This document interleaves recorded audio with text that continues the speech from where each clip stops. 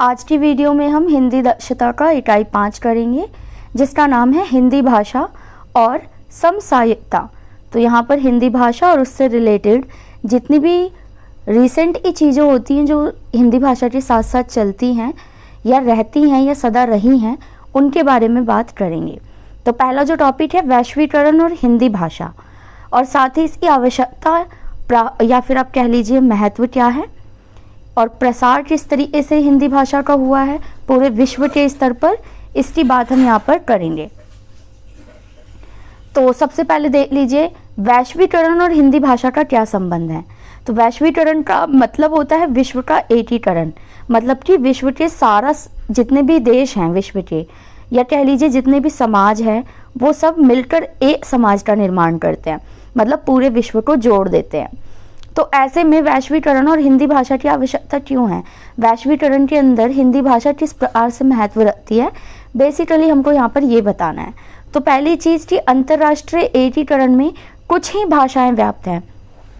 यदि आप देखेंगे इंटरनेशनली तो कुछ ही ऐसी लैंग्वेजेज हैं जिनको जो है मान्यता दी गई है या फिर कह लीजिए इम्पोर्टेंस मिलती है, और उन भाषाओं में से एक भाषा हमारी हिंदी भी है, इसलिए वैश्विक स्तर पर हिंदी भाषा महत्वपूर्ण हो जाती है। फिर आता है रोमन लिपि में भी हिंदी भाषा के विज्ञापन। यदि आप विज्ञापन एडवर्टीजमेंट वगैरह देखेंगे तो आप देखेंगे लिपि चाहे रोमन की इस्तेमाल की गई हो, अल्फ़ाबेटिकली इस्तेमाल की गई हो, लेकिन जो भाषा है वो हिंदी की यूज़ की जाती है। उसके बाद तत्कालीन परिस्थितियों के अनुकूल ढलना, जो हिंदी भाषा है हमारी तत्कालीन परिस्थितियाँ, यानी जिस तरीके से समाज में चेंजेस आते गए, हिंदी भाषा ने भी खुद को चेंज किया अकॉर्डिंग टू टाइम। जैसे पहले संस्कृत थी, फिर उससे हिंदी साधारण निकली, फिर सरल हिंदी, और अभी आप देखेंगे तो बिल्कुल खड़ी बोली। और हिंदी ऐसी भाषा है जो न केवल उर्दू के शब्दों को बल्कि अंग्रेजी के शब्दों को भी खुद के अंदर समाहित कर लेती है, जैसा कि आपने तत्सम और तद्भव शब्दों में भी पढ़ा होगा। साथ ही साथ हिंदी की बड़े भूभाग पर पहुंच है, क्योंकि विश्वव्यापी भाषा है, तो मॉरिशस जैसे देशों में भी हिंदी भाषा का बहुत ही प्रचलन है। गतिशील और समृद्ध भाषा है। गतिशील यानी टाइम के साथ और समय के साथ और दूसरे स्थानों पर भी ये खुद को गतिशील रखती है, रिजिड नहीं है, चेंजेस आते रहते हैं, ये चेंजेस को एक्सेप्ट करती है। तो इस तरीके से जो वैश्वीकरण में हिंदी भाषा महत्वपूर्ण बन जाती है। और किन किन साधनों से बनती है ये देख लीजिए। तो एक तो व्यापार में ये काम आएगी हिंदी भाषा का, जो महत्व है वैश्वीकरण में व्यापार, क्योंकि अब वैश्वीकरण है तो व्यापार भी एक देश और दूसरे देश से हो रहा है, तो कुछ ना कुछ कम्युनिकेशन भी होगा। तो व्यापार और पत्रकारिता के माध्यम से अनुवाद कार्य जो हो रहा है वो हो रहा है पूरे विश्व स्तर पर। हिंदी साहित्य जो है वो अंग्रेजी में ट्रांसलेट हो रहा है, अंग्रेजी साहित्य जो है इंग्लिश हिंदी में मतलब ट्रांसलेट हो रहे हैं, अनुवाद हो रहे हैं। तो इस तरीके से भी महत्वपूर्ण बन जाता है ये। कंप्यूटर में भी हिंदी के फ़ॉन्ट जो है अब आ गए हैं। संस्कृति का आदान प्रदान हो रहा है, जो भारतीय संस्कृति है हिंदी संस्कृति है। और अब हम देखेंगे कि वैश्वीकरण और हिंदी का प्रसार कि किन माध्यमों से विश्व में जो हिंदी का प्रसार वो हो रहा है। एक तो वेब मीडिया द्वारा हो रहा है, सीधी सी बात है, मीडिया के द्वारा जो प्रसार पूरे विश्व में हो रहा है, पूरे विश्व में मीडिया काम कर रही है, यहाँ की खबर वहाँ, वहाँ की खबर यहाँ। फिल्मों के द्वारा कुछ ऐसी महान फिल्में जो हैं बॉलीवुड में बन जाती हैं, फिर उसको अंग्रेजी में ट्रांसलेट किया जाता है और फिर देखा जाता है या किसी और भाषा में। उसी तरीके से अन्य भाषाओं की फिल्मों को हम हिंदी में अनुवादित करके देखते हैं। व्यापार द्वारा प्रसार हो रहा है, क्योंकि व्यापार एक देश से दूसरे देश के बीच हो रहा है, इसलिए भाषा भी जा रही है। विदेशी विश्वविद्यालय द्वारा प्रसार, जितने भी इंटरनेशनली ये यूनिवर्सिटीज़ अब बन रही हैं, वहाँ पर भाषाओं को चुनने का और पढ़ने का अवसर स्टूडेंट्स को दिया जा रहा है। आगे चलते हैं, अगला टॉपिक है पत्रकारिता। तो पत्रकारिता आपने सुना होगा, जर्नलिज्म कहते हैं जिसको इंग्लिश में, और जर्नलिज्म शब्द का मतलब ही होता है दैनिक। अब हम देखेंगे कि समाज का जो है ये दर्पण होता है जो पत्रकारिता होती है। इसके अंदर क्या होता है, समाज में जितनी भी घटनाएं घट रही हैं वो दिखाई जाती हैं, जैसे साहित्य होता है ना, बिल्कुल वैसे ही। तो हिंदी शब्द सागर ने इसकी डेफिनेशन दी है और कहा है कि पत्रकार का काम या व्यवसाय ही पत्रकारिता है। कि जो जर्नलिस्ट होता है, पत्रकार होता है, आपने देखे होंगे, उनका जो काम है ना वही जर्नलिज्म है। सीधी सी बात है, जो सच्चाई है, जो घटना समाज में घट रही है वो लोगों को दिखाना, जो मीडिया के थ्रू हो सकती है, न्यूज़पेपर के थ्रू भी हो सकती है, बस वो इस कसौटी पर सही उतरे कि लोगों तक सही खबर पहुंचे, ना कि मसाला मिर्च। अब इसका महत्व क्या है भाई पत्रकारिता का? सामाजिक महत्व है, तो क्योंकि समाज से जुड़ी घटना और समस्याएं पता चल जाती हैं हमें। फिर आर्थिक महत्व, अर्थव्यवस्था से रिलेटेड भी जितने भी उतार और चढ़ाव होते हैं वो भी हमें पता चल जाता है, लाभ हानि, क्या करना चाहिए, किसने क्या किया, ये सारी चीज़ें पता चल जाती हैं। राजनीतिक महत्व, राष्ट्र के राजनीतिक पहलुओं की पहचान होती है, कौन सी पार्टी क्या कर रही है, किस नेता ने क्या कर दिया, सारी चीज़ें हमें मिल जाती हैं। कलात्मक महत्व, कला के क्षेत्र में जैसे नृत्य हो गया, गायन हो गया, कौन अच्छे सिंगर हैं, कौन बढ़िया गा रहा है, किसने कैसा डांस किया, सारी कलाएं हम जो है यहाँ पर जान पाएंगे। वैज्ञानिक महत्व कि विज्ञान और खोज और जो भी शोध कार्य हो रहे हैं वो कहाँ तक हो रहे हैं, कितनी प्रगति हुई है, कैसी मशीन्स आ चुकी हैं, कैसी आने की संभावनाएं हैं, तो ऐसे वैज्ञानिक पहलू भी इसके महत्व बन जाते हैं। फिर आती है विशेषताएं। तो विशेषताएं क्या है भाई पत्रकारिता की? सबसे पहले शीघ्रतम लोगों तक घटनाएं या फिर कह लीजिए समाचार को पहुंचाना। उसके बाद ये समाज अदर्पण है, तो समाज की अच्छाई और बुराई दोनों ही चीजें ये दिखाती हैं। सत्य घटनाओं को प्रस्तुत करना, लोकतंत्र का चौथा स्तंभ भी इसको माना जाता है। लोकतंत्र के 3 स्तंभ तो होते ही हैं, लेकिन जो चौथा स्तंभ है वो हम इसको पत्रकारिता को मान सकते हैं। फिर होता है छिपे हुए तथ्यों को उजागर करना, जो तथ्य छिपे हुए हैं या फिर छिपाने की कोशिश की जा रही है उनको उजागर करना। देश विदेश का ज्ञान जनता तक पहुंचाना, बहुमुखी इसकी प्रवृत्ति होती है, मतलब किसी एक टॉपिक पे ये नहीं टिका होता, हर टॉपिक को ये लेकर चलता है। जन चेतना व मन चेतना, स्वस्थ जनमत का निर्माण करता है, अच्छी जनता जो है वो निर्माण होती है यदि पत्रकारिता अच्छे से हो। और स्वस्थ मनोरंजन का साधन भी है कि यदि आप खाली हैं तो एक अच्छा टाइम जो होगा आप यहाँ पर इन्वेस्ट कर सकते हैं। फिर आता है अनुवाद व अनुवादक। तो अनुवाद क्या होता है? हिंदी में इसको ट्रांसलेशन कहते हैं।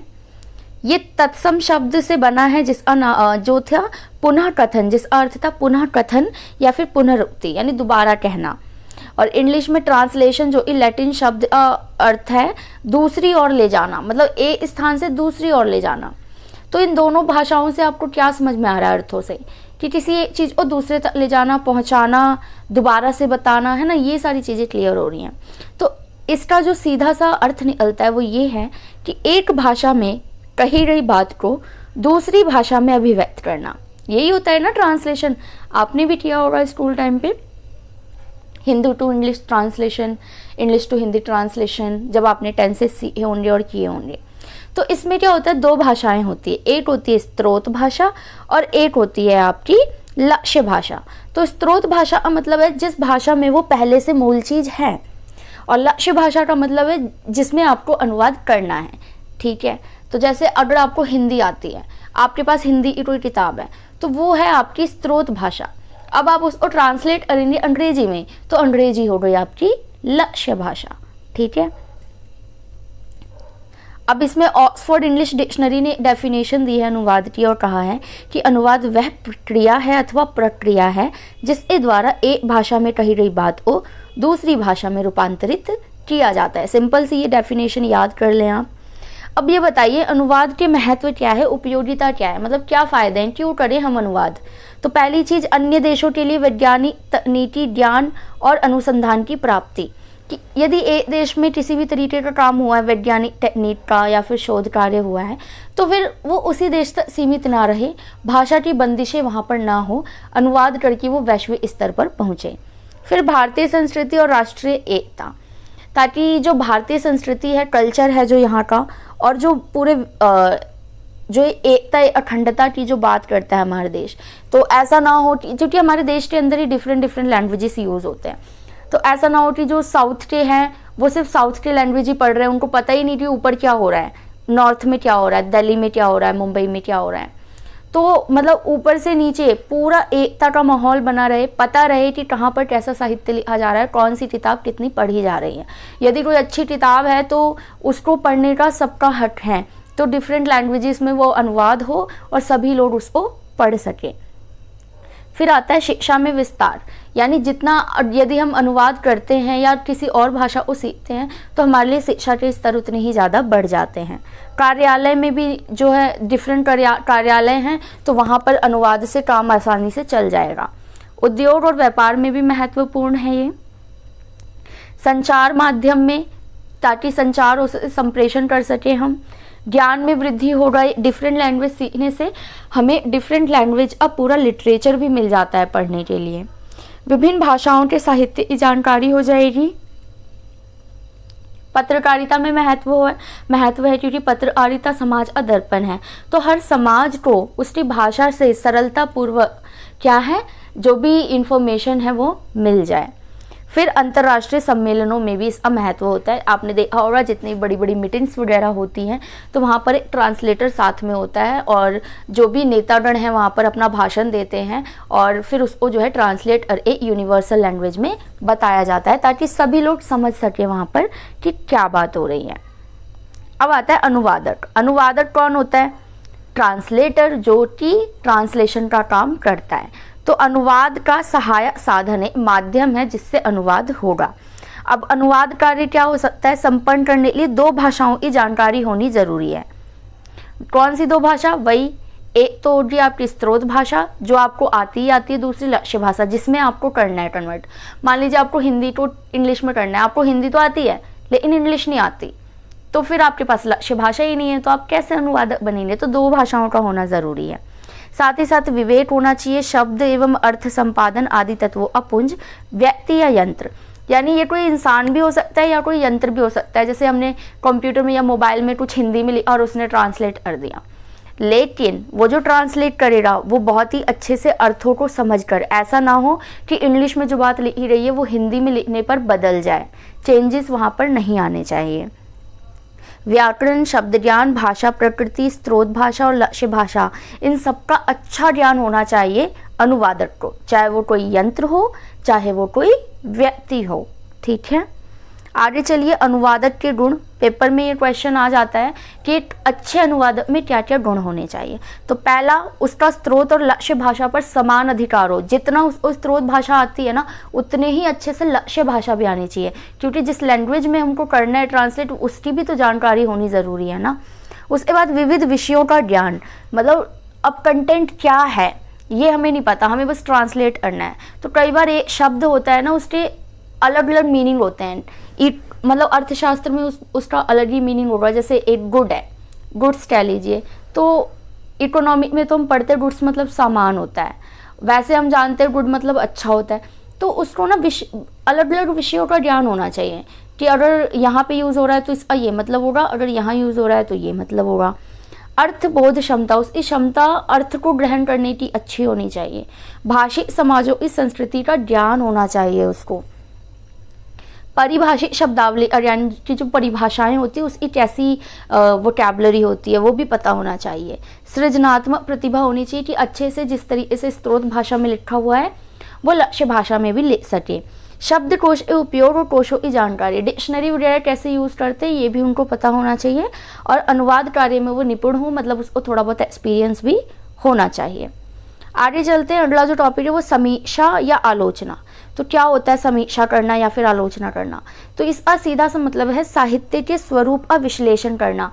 मतलब कुछ भी आपने पढ़ा, कोई कहानी पढ़ी, कोई उपन्यास पढ़ा, उसके बाद उसका विश्लेषण किया कि उसमें क्या क्या अच्छा है, क्या क्या बुरा है और क्या बेहतर हो सकता था। ये सारी चीज़ें जब आप करते हैं तो ये होती है समीक्षा करना। तो ये गुण और दोष दोनों की विवेचना होता है। आलोचना मतलब होता है लुच, और लुच का मतलब होता है देखना, तो अच्छे से देखना, पैनी नज़रों से देखना। तो डॉक्टर श्याम सुंदर दास ने इसकी परिभाषा दी और कहा कि यदि हम साहित्य को जीवन की व्याख्या माने तो आलोचना को उस व्याख्या की व्याख्या मानना पड़ेगा। ठीक है, तो यहाँ से ये चीज़ भी क्लियर हो जाती है। अब उद्देश्य क्या है, इससे क्यों आलोचना की जाती है, क्यों विश्लेषण किया जाता है? पहला कि अच्छे साहित्य का निर्माण हो सके। अगर हम आलोचना करेंगे तो उसकी बुराइयां छट जाएगी और साहित्य जो है वो अच्छा निर्माण होगा। असत्य निराकरण, जितना भी उसमें असत्य है, गलत है, उसको हटाया जा सके। रचना के विशेष गुणों की पहचान की जाए, क्वालिटीज़ क्या क्या थी। पाठकों की रुचि को सही दिशा प्रदान करना कि जो पाठक पढ़ रहे हैं उनको अच्छी डायरेक्शन मिले, पॉजिटिव चीज़ें पढ़ें। साहित्य के सौंदर्य की अभिव्यक्ति, की साहित्य में जो सुंदरता है वो आलोचना और समीक्षा करने से बाहर आती है कि ये इसके अंदर अच्छी चीज़ें थी। भाषागत और कलात्मक पक्षों की उपयुक्तता को दर्शाना कि उस लिटरेचर के अंदर क्या क्या भाषा और कला से रिलेटेड सुंदरता थी। भाव और विचारों की व्यापक पृष्ठभूमि को पहचानना कि लिटरेचर के अंदर क्या भाव थे, किस भाव से लिखा गया था, या फिर क्या विचार प्रस्तुत करने की लेखक कोशिश कर रहा है। फिर आता है भावी संस्कार में सुधार। आलोचनाएं की जाएंगी तो जो साहित्य में गलत लिखा जा रहा है वो छट जाएगा, तो जो आगे की पीढ़ी होगी उसके लिए हम अच्छा साहित्य निर्माण कर पाएंगे। सामाजिक उपयुक्तता को समझना कि समाज के लिए क्या ज़रूरी है, किस प्रकार का साहित्य ज़रूरी है, ये समीक्षा करके पता चल जाएगा। और बेहतर की उम्मीद तो होगी कि जितनी ज़्यादा हम समीक्षा करेंगे उतना ही बेहतर साहित्य हमारा बनेगा। नेक्स्ट है तत्व विश्लेषण। तत्व विश्लेषण क्या होता है? अब तत्व विश्लेषण किस संदर्भ में है? पाठ्य वस्तु, जो भी पाठ्य पुस्तक है या पाठ्य वस्तु है जो सिलेबस को पढ़ाने के लिए यूज होता है, तो पाठ्य वस्तु को छोटी किंतु सार्थक इकाइयों में विभक्त करके प्रत्येक खंड का मूल्यांकन करना चाहिए। कि जो भी पाठ्य वस्तु है उसको पहले छोटी छोटी यूनिट्स में बांट लीजिए, उसके बाद उसका क्या करिए? मूल्यांकन, इवैल्यूएट कीजिए कि क्या ये यूनिट्स हमारी पूरी पाठ्यक्रम को या पाठ्य तत्व को पूरा करती है या नहीं करती। गुण और दोषों को दर्शाना, और वहाँ पर हम जितने भी गुण हैं और दोष है वो सब वहाँ पर इकट्ठा कर लेंगे, तो विश्लेषण कर लेंगे एक प्रकार से, जैसे हमने ऊपर किया था। तो तत्व विश्लेषण के आधार क्या क्या हो सकते हैं? एक तो सामाजिक आधार, कि जो पाठ्य पुस्तक है या जो भी मटेरियल है पढ़ाने के लिए उसके अंदर समाज से रिलेटेड चीज़ें हैं या नहीं, क्योंकि बच्चा सामाजिक है, हम सभी सामाजिक है, हमने पढ़ा है कि मनुष्य सामाजिक प्राणी है, तो समाज से जुड़ना चाहिए। फिर आर्थिक आधार होना चाहिए, ना वो किताब बहुत ज़्यादा महंगी हो, मटेरियल महंगा नहीं होना चाहिए, उसके पेज भी मतलब अच्छे हों और इतना किफ़ायती भी हो कि बच्चा उसको अफोर्ड कर सके। फिर मनोवैज्ञानिक आधार, कि उसमें जो कंटेंट है उसको पढ़ने के बाद जो बालक है वो किस प्रकार से चिंतन मनन करता है अपने दिमाग में, कहीं कोई नेगेटिव चीज़ तो उसके दिमाग में नहीं आती इसको पढ़कर, तो इस चीज़ का ध्यान देना। फिर सांस्कृतिक आधार, बच्चे के अंदर आदर्श और मूल्यों को जागृत करने के लिए ये वाला आधार होता है कि उसके अंदर संस्कार, संस्कृति से प्यार, ये सारी चीज़ें भी आएँ और अपनी संस्कृति की अच्छी चीज़ें जो है बच्चा उसको सीखे। उसके बाद बौद्धिक आधार, यानी बच्चे की बौद्धिक क्षमता के अनुसार ही पाठ्य वस्तु तैयार होनी चाहिए। अब देखिए पाठ्य पुस्तक की समीक्षा की उपयोगिता, कि यदि हम कोई पाठ्य पुस्तक की समीक्षा करते हैं, कोई भी किताब ले ली और अब हम उसकी समीक्षा कर रहे हैं, हम विश्लेषण कर रहे हैं, तो क्यों कर रहे हैं? तो पहला तो एक तो होता है बाहरी तत्व और आंतरिक तत्व। एक तो हम बाहर से देखेंगे, दूसरा अंदर से। तो बाहर से क्या क्या देखना होता है? पुस्तक का नाम, कि जो पुस्तक का नाम है वो उस पूरी पुस्तक को डिनोट करता है या नहीं करता। ऐसा ना हो कि हमने नाम तो कुछ और ही लिख दिया और किताब में कुछ और ही है, तो ये। और फिर होता है पाठ्य पुस्तक का आकार।